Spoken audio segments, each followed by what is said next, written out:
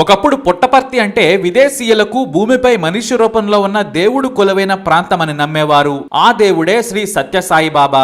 ఉదయం 5 గంటలకే భక్తులు ఆయన్ను చూసేందుకు క్యూ కట్టేవారు. వేలాది మంది భక్తులు ఒక్కసారైనా స్వామిని దగ్గర నుంచి చూడకపోతామని తప్పించేవారు. స్వామి వస్తున్నాడంటే నిజమైన దేవుడు వస్తున్నాడన్నంతగా భక్తిలో మునిగి తేలేవారు. వాహనంలో బాబా రాగానే అంతా ఆయన్నే మొక్కుతూ లీనమైపోయేవారు. దేవుడు మానవ రూపంలో ఉన్నాడని చాలా మంది నమ్మారు. శ్రీ సత్యసాయి బాబానే జీసస్, బుద్ధ, దేవుడు అని నమ్మేవారు విదేశీయులు.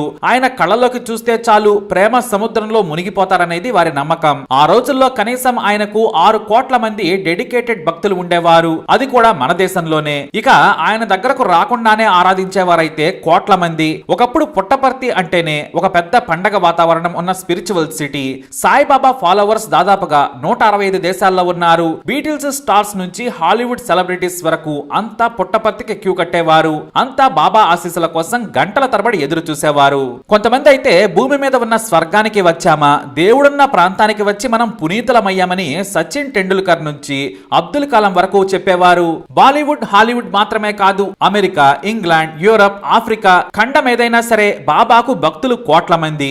ఎందుకంటే ఆయన దేవుడైపోయాడు. మరి నిజంగా దేవుడా? సాయిబాబా మనిషే, కానీ దేవుడు ఎలా అయ్యాడు? మనిషిగా పుట్టిన వ్యక్తి దేవుడు కావడానికి అవకాశం ఉంటుందా? మరి సాయిబాబాపై వచ్చిన లైంగిక ఆరోపణలేంటి? ఆయన పడక గదిలో చెందిన 4 యువకుల రక్తానికి సమాధానమేంటి? ఈ మిస్టరీ డీటెయిల్స్ అని చూద్దాం. సత్యసాయిబాబా అసలు పేరు సత్యనారాయణ రాజు. నవంబర్ 23, 1926లో పెద వెంకటప్పరాజు, ఈశ్వరమ్మ దంపతులకు పుట్టారు. వారిది నిరుపేద వ్యవసాయ కుటుంబం. పుట్టపర్తి అనే కుగ్రామంలో పుట్టారు. సత్యనారాయణ వ్రతం చేసిన తర్వాత పుట్టారట ఈ సత్యనారాయణ రాజు. అయితే ఇక్కడ వారు చెప్పిన విషయం ఏంటంటే ఆయన పుట్టిన సమయంలో సంగీత వాయిద్యాలు వాటంతట అవే మోగాయని కొంతమంది చెబుతూ ఉన్నారు. కానీ ఇది పచ్చి అబద్ధం. ఎందుకంటే ఆయన పుట్టినప్పుడు తల్లిదండ్రులకు కనీసం తినడానికి తిండి కూడా లేదు. ఎంతో కష్టపడితే కానీ సత్యనారాయణ రాజు ఫ్యామిలీ నోట్లోకి 5 వేళ్లు వెళ్లేవి కావు. మరి ఇక సంగీత వాయిద్యాలు ఎక్కడి నుంచి మోగాయనేది కొంతమంది విమర్శ. 14 ఏళ్ల వయసులోనే సత్యనారాయణ రాజు నిద్రిస్తుండగా ఆయన దుప్పట్లోకి పెద్ద నాగుపాము వెళ్ళింది. కానీ అది ఆయన్ను ఏమీ చేయలేదు. పామును తీసి సత్యనారాయణ రాజు పక్కన పడేశారు. దీంతో ఆయనకు ఏదో శక్తి ఉందని అంతా నమ్మారు. అప్పుడే ఈ సత్యనారాయణ రాజు తనకు తానుగా షిరిడి సాయిబాబా అవతారమని ప్రకటించుకున్నారు. అలా ప్రకటించుకున్నాక చదువు మానేశారు. నా భక్తులు పిలుస్తున్నారు, వారి కోరికలు తీర్చాలంటూ చెట్ల కింద గడిపేవారు. అతని చుట్టూ జనం భజనలు చేస్తూ గడిపేవారు. ఆయన తన భక్తులకు ఏదో ఒక విషయం చెప్పేవారు. అయితే కొంతమంది కోరికలు కోరుకోగా ఆయన దీవించి పంపేవారు. వారిలో కొంతమందికి ఐశ్వర్యం, మరికొంతమందికి సంతానం, ఇంకొంతమందికి మానసిక ప్రశాంతత దక్కింది. దీంతో ఆయనకు ఆర్థికంగా సాయం చేసి మంచి ఆశ్రమం కట్టించేందుకు ముందుకొచ్చారు. అలా 1948లో పుట్టపర్తిలో ఒక చిన్న గుడి కట్టారు కొంతమంది భక్తులు. ఆ తర్వాత దాని చుట్టూ ప్రశాంత ఆలయం వెలిసింది. భక్తులకు శ్లోకాలు, కీర్తనలు చదివి వినిపిస్తూ వారిని ఆశీర్వదించేవారు. అప్పుడే తాను దేవుడి అవతారమని, భవిష్యత్తులో మీకు ప్రేమ సాయిబాబాగా కనిపిస్తానని ప్రకటించుకున్నారు. అంటే తనకు తానుగా దేవుడినని వచ్చిన భక్తులకు చెప్పారు. బాగా నమ్మించారు. అంతేకాదు చిన్న చిన్న మ్యాజిక్లతో భక్తులకు పిచ్చెక్కించేవారు ఆయన. గాలిలో నుంచి విభూది తీయటం, శివలింగాన్ని నోట్లో నుంచి తీసి భక్తుల చేతిలో వేయడం లాంటి ట్రిక్కులు చేసి అందరినీ షాకు గురి చేసేవారు. ఇక ఇటు హిందూ భక్తులనే కాదు, ఆయన శక్తి క్రైస్తవ భక్తులను కూడా మార్చేలా చేసింది. బైబిల్లోని కొత్త అధ్యాయంలోని శక్తులు, మహిమలు బాబాలో ఉన్నాయని విదేశీయులు నమ్మేవారు. ఆయన మహిమల కారణంగానే తాను ఒక కొత్త లోకాన్ని చూశానని అమెరికాకు చెందిన ఒక వ్యాపారవేత్త అమెరికాలో బాబా శక్తుల గురించి చెప్పారు. అలా సాయిబాబా శక్తి ఖండఖండాలకు పాకింది. పుట్టపర్తి కుగ్రామం నుంచి స్కూళ్లు, కాలేజీలు, వ్యాపార సంస్థలు, యూనివర్సిటీల నుంచి రైల్వే స్టేషన్, బస్ స్టేషన్, చివరకు ఎయిర్పోర్ట్ కూడా వెలిసింది. అదంతా కేవలం పుట్టపర్తి సాయిబాబా దేవుడని జనం నమ్మడం వల్ల. కోట్లాది రూపాయల విరాళాలు, లెక్కలకు లేనంత డబ్బు వచ్చి పడేది. దీంతో స్పిరిచువల్ సిటీ రూపురేఖలే మారిపోయాయి. సాయిబాబాను కలిసిన తర్వాతే తన కెరీర్ లో క్లిష్ట పరిస్థితి నుంచి బయటపడ్డానని సచిన్ టెండూల్కర్ చెప్పారు. సైన్స్ ను నమ్మే అబ్దుల్ కలాం నుంచి ప్రపంచ ప్రఖ్యాత సైంటిస్టులు కూడా బాబాను దర్శించుకుని పులకితలయ్యేవారు. అయితే పాపులారిటీ పెరిగే కొద్దీ వేల కోట్ల విదేశీ నిధులు రావడం మొదలయ్యాయి. వాటితో ఆయన ఆశ్రమం రూపురేఖలే మారిపోయాయి. అంతేకాదు అంతేకాదు అనంతపురం జిల్లాలో చాలా గ్రామాల్లో తాగునీటికి కటకటగా ఉండేది. నాటి ప్రభుత్వాలేవి పట్టించుకునేవి కావు. అప్పుడే బాబా దాదాపుగా 2000 కిలోమీటర్ల మేర పైపులు వేసి ఊరూరా మంచినీరు అందించారు. పుట్టపర్తిలో పేదలకు ఉచితంగా గుండె నుంచి కిడ్నీ ఆపరేషన్లు చేయించడంతో ఆయన ఖ్యాతి మరింత పెరిగింది. పేద పిల్లలకు చదువుల నుంచి వైద్యం వరకు అలా సేవా కార్యక్రమాలను విస్తరించి ప్రజలకు మరింత దగ్గరయ్యారు. తన భక్తులు కాని వారు కూడా సేవా కార్యక్రమాలను చేసి మానవుడే దానవుడంటూ మొక్కేవారు. కోట్లాది మంది ఆయన ఫోటోలను పూజ గదుల్లో ఉంచుకొని మొక్కటం మొదలు పెట్టారు. 1990 నాటికి బాబా కీర్తి ప్రపంచమంతా పాకింది. ఇది ఇంతవరకు సాయిబాబా కీర్తి. కానీ వివాదాలు మోసాలు కూడా బయటపడ్డాయి. వాటిలో ముఖ్యమైంది మాయలు మంత్రాలు. సాయిబాబా ఎంతో మందికి గాలిలో నుంచి తీసి విభూతిని వారి తలపై పెట్టేవారు లేదా బూడిదను చేతిలో ఉంచేవారు. దీనిపై హేతువాది బసవ ప్రేమానంద లాంటి వారు తీవ్ర విమర్శలు చేసేవారు. ఇది చెత్త మ్యాజిక్, ఇలాంటివి నేను 100 చేసి చూపిస్తానని, బాబా మోసాలు చూడమని ఆయన స్కూల్స్ కు వెళ్లి మరీ విద్యార్థులకు గాలిలో నుంచి బూడిదను తీసి చూపించేవారు. సైన్స్ నే నమ్మమని, ఇలాంటి బోటకపు మోసగాళ్లను కాదని వాదించేవారు. అంతేకాదు నోటిలో నుంచి లింగాన్ని తీసి మహాశివరాత్రి రోజు జనాలను ఉర్రూతలూగించేవారు సాయిబాబా. ఆ సీన్ కోసం కోట్ల మంది వేచి ఉండేవారు. వాటిని దూరదర్శన్లో కూడా ప్రసారం చేసేవారు. అయితే చిన్న లింగాన్ని, అది కూడా నోట్లో పట్టేంత లింగాన్ని ఎందుకు తీస్తున్నారు? ఆయన దేవుడు కదా, పెద్దది తీయొచ్చు కదా అంటూ సైన్స్ నమ్మేవారు విమర్శించేవారు. బూడిదను తాము తీస్తాం, అలాగే లింగాన్ని కూడా నోట్లో నుంచి మేము తీస్తామంటూ చేసి చూపించారు వేలాది మంది. ఇదంతా మ్యాజిక్, లాజిక్ లేని మాయగాళ్లు చేసే సర్కస్ ఫీట్ అనే విమర్శలు మొదలయ్యాయి. అంతేకాదు చాలా సార్లు సాయిబాబా బంగారు చైన్లను మాయ చేసి గాలిలో నుంచి తీసి భక్తులకు ఇచ్చేవారు. ఈ ట్రెండ్ అప్పట్లో ఓ ఊపింది. బంగారు ఉంగరాలు తీసి భక్తులకు పెట్టేవారు ఆయన. అయితే ఖరీదైన భక్తులకు మాత్రమే ఈ చైన్లు ఉంగరాలు తీసి ఉంచేవారు బాబా, కానీ సామాన్య భక్తులకు ఇచ్చేవారు కాదు. దీనిపై కూడా విమర్శలు విపరీతంగా వచ్చేవి. బాగా విరాళాలు ఇచ్చిన వారికే ఇలాంటి మ్యాజిక్ చైన్లు ఇచ్చేవారట బాబా. నిజంగా బాబాకు బంగారు చైన్లు సృష్టించే టాలెంట్ ఉంటే గొప్పలు తెప్పలుగా తీయొచ్చు కదా. ఇక బంగారు గనులెందుకు, ఈ వ్యాపారం ఎందుకు, ఏపీని భారతదేశాన్ని సుసంపన్నం చేయొచ్చు కదా అంటూ విమర్శించేవారు హేతువాదులు. మాకు గాని ఆయన చైన్ గాని ఉంగరం గాని ఇస్తే ఆయన ఏ షాప్ లో చేయించినవో కూడా ప్రూఫ్స్ తో సహా చూపిస్తామని విమర్శించేవారు.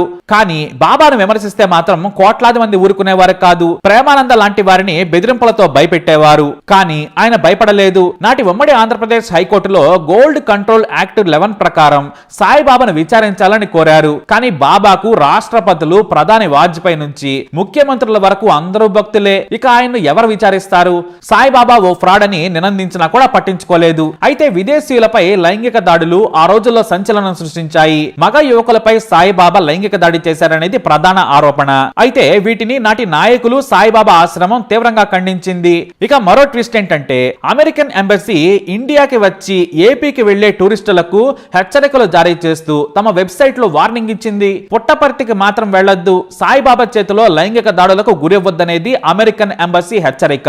అప్పట్లో ఇది పెద్ద దుమారం రేపింది. దేశం పరువు కూడా పోయింది. దీనిపై బీబీసీ చేసిన సీక్రెట్ ఆఫ్ సాయిబాబా డాక్యుమెంటరీలో కూడా ఎంబసీ చీఫ్ వివరాలను సాయిబాబా పేరుతో సహా చెప్పారు. ఇక 1993 జూన్ లో 4 యువకులు ఆశ్రమంలో, అది కూడా బాబా బెడ్రూమ్ దగ్గర దారుణంగా హత్యకు గురయ్యారు. బాబాను చంపేందుకు మారణాయుధాలతో రాత్రి సమయంలో బాబా పడక గదిలోకి ఈ 4 వెళ్లారు. రాత్రి సమయంలో చూసిన సెక్యూరిటీ సిబ్బంది వారిని అడ్డుకున్నారు. బాబా భయంతో మెట్లెక్కి అలారంను ఆన్ చేశారు. వెంటనే పోలీసులకు బాబా గదిలోకి వెళ్లి అనుమతి లభించింది. ఒక ఎస్ఐ, 3 కానిస్టేబుల్స్ తమ ఆత్మరక్షణ కోసం 4 కాల్చి చంపారు. ఇది పోలీస్ వర్షన్ మాత్రమే. కానీ అక్కడ కత్తితో పొడిచినట్లుగా రక్తం కనిపించింది. పోలీసులు మాత్రం కాల్చి చంపామని చెప్పారు. దీనిపై దేశవ్యాప్తంగా మళ్లీ దుమారం రేగింది. ఆశ్రమంలో ఎన్నో ఘోరాలు జరుగుతున్నాయి. విదేశీయులపై లైంగిక దాడుల నుంచి హత్యలు కూడా జరుగుతున్నాయి. ఆశ్రమంలోనికి వెళ్లిన కొంతమంది అదృశ్యమవుతున్నారు. వారెవరూ బయటకు కనిపించడం లేదని ఫిర్యాదులు చేశారు. అయినా సరే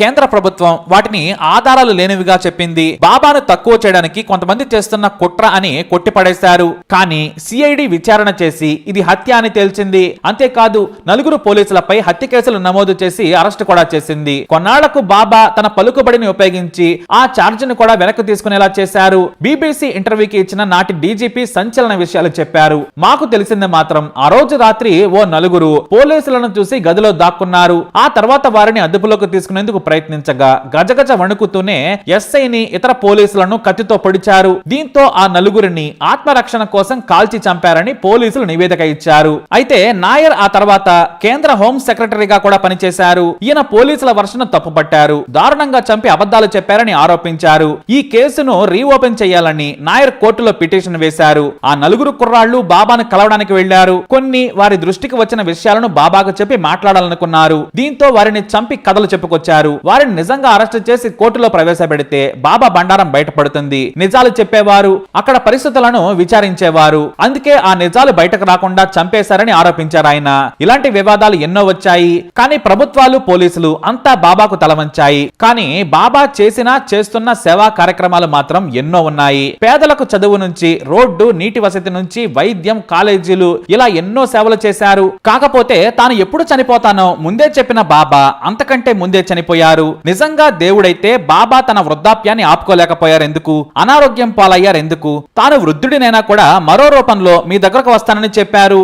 అంతేకాదు ఎక్కడ చనిపోయినా కూడా వేరే చోట అంటే తమిళనాడులో ఒక ఊళ్ళో జన్మిస్తానని చెప్పారు. ఇక ఆ ఊరి వాళ్ళైతే పుట్టిన ప్రతి బిడ్డకు సాయిబాబాని పెట్టుకుంటున్నారు. సరే, ఇంత దేవుడైనా కూడా డాక్టర్లే వెంటిలేటర్ పై ఉంచి బాబాను మరికొంతకాలం బ్రతికించేందుకు కష్టపడి ట్రీట్మెంట్ చేశారు. అయినా సరే నిజమైన దేవుడు ఆయన్ను తీసుకెళ్లిపోయారు. ఇలా వివాదాలతో పాటు పాపులారిటీతోనూ ఇప్పటికీ ఎంతో మందికి బాబా నిజమైన దేవుడయ్యాడు. ఆయన మొదలు పెట్టిన సేవా కార్యక్రమాలు ఇప్పటికీ కొనసాగుతున్నాయి. కానీ మనిషి ఎప్పటికీ దేవుడు కాలేడు. కేవలం మంచిగా ఎలాంటి వివాదాలు, కల్మషం లేకుండా సేవ చేస్తే దేవుడి రూపంలో మనిషి అవుతాడు. కానీ నకిలీ మ్యాజిక్లతో కాలేడనేది వాస్తవం. సైన్స్ అన్నిటికంటే గొప్పది. ఇవన్నీ తాత్కాలికమైన లాజిక్ లేని మ్యాజిక్లు అనడంలో ఎలాంటి సందేహం లేదు. అలా సాయిబాబా శకం ఏప్రిల్ 24, 2011 ముగిసింది. ఎంతో పండగలా ఉండే వాతావరణం సాయిబాబాతోనే కళతప్పిపోయింది. ఎన్ని విమర్శలు వచ్చినా కడు పేదరికంలో పుట్టిన సత్యనారాయణ తన తెలివితో ఏకంగా ప్రపంచమంతా తన కాళ్ల దగ్గర కూర్చునేలా చేసి దర్జాగా బ్రతికారు. ఇది సామాన్య విషయం మాత్రం కాదు.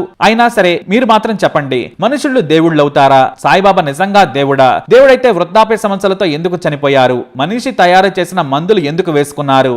అలాగే ఆయన చేస్తున్న సేవా కార్యక్రమాలను కూడా మనం గుర్తుంచుకోవాలి. మరి పుట్టపర్తి సత్య సాయిబాబాపై మీ అభిప్రాయాన్ని కమెంట్ ద్వారా తెలియజేయండి. ఇలాంటి ఇన్ఫర్మేషన్ కోసం వీడియోని లైక్ చేయండి, షేర్ చేయండి, మా ఛానల్ని సబ్స్క్రైబ్ చేసుకోండి.